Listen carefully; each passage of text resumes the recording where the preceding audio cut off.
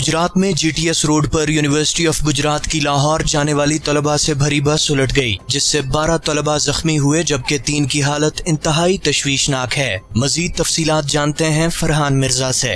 जी, ये university of Gujarat की बस उल्टने का पहला वाक़या नहीं, पहले भी यूनिवर्सिटी ऑफ गुजरात की बसों का मुतअद्दिद हादसात हो चुके हैं जिसमें तलबा तालबात ज़ख्मी हुई। यूनिवर्सिटी इंतज़ामिया इस सिलसिला में कोई नोटिस नहीं लेते। ड्राइवर और गाड़ी को बगैर चेक किए सैकड़ों जानों का जिम्मेदार ड्राइवर को बना दिया जाता है। आज GTS चौक में भी तेज़ रफ्तारी के बायस यूनिवर्सिटी की बस फुटपाथ पर चढ़ गई और दूसरी सड़क पर आ गई और उल्ट गई। बस इस्लामाबाद से लाहौर की तरफ जा रही थी।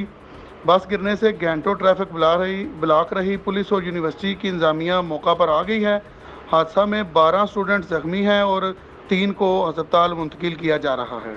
Farhan Mirza, news alert Gujarat. मजीद खबरों और अपडेट्स के लिए विजिट कीजिए newsalert.com.pk।